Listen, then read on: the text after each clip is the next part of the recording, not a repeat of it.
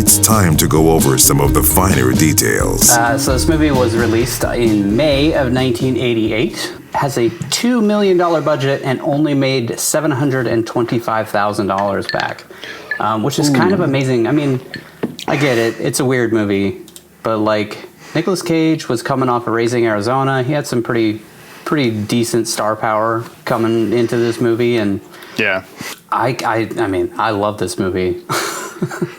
So it's hard for me to understand why anybody would not want to go see this movie.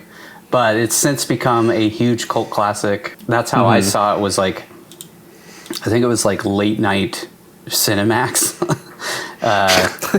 Probably back in the 90s, somewhere in there. And God damn it, it spoke to me immediately. And it still does. It gets better every time I watch it. It's amazing. This was written by Joseph Minion, which actually I pointed out in the show sheet.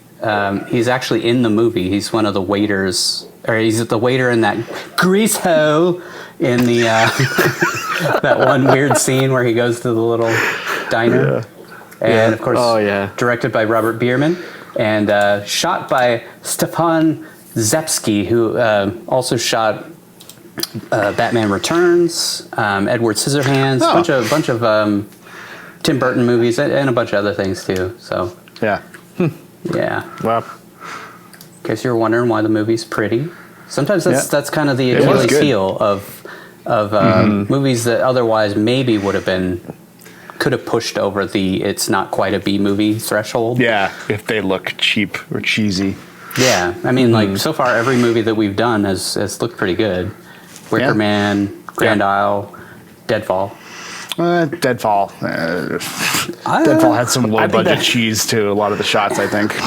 It had a real, they were going for that noir look. So I think that's just because they haven't really done any digital touching on it. Yeah.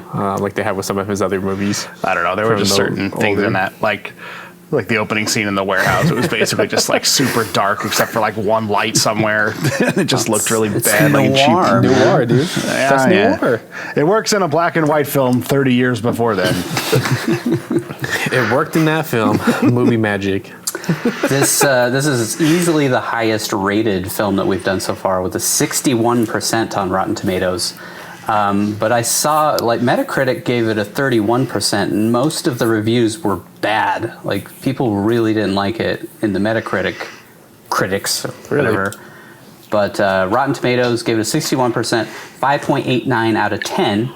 But that's only 23 reviews, which is still better. I mean, Deadfall got a 0 with 5. Grand Isle got a 0 with 10. But the audience score is 53%, so critics liked it more than the audience did.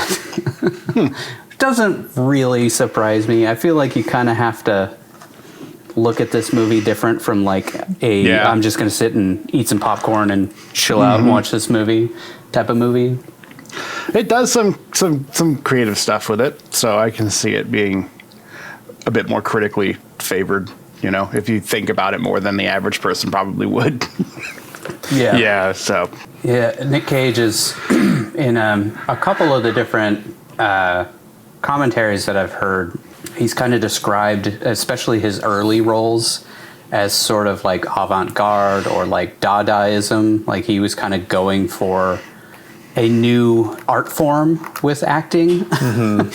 And a lot of people think that that's just a little over the top and ridiculous, but personally, his performance in Deadfall, amazing. His performance in this movie, oh my god, can't get much better than this. I was.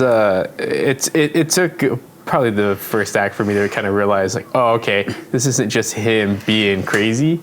This is him actually fitting into this character so well that it started transitioning into something that I really started to appreciate. This get movie, into the second act and on. This movie convinced my wife that he's a good actor.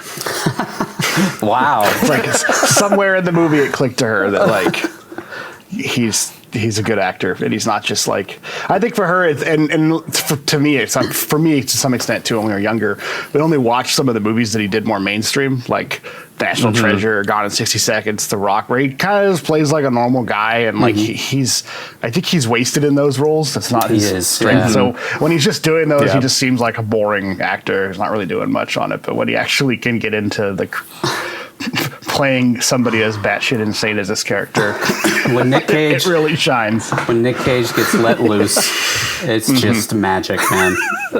Watch out. So fucking good.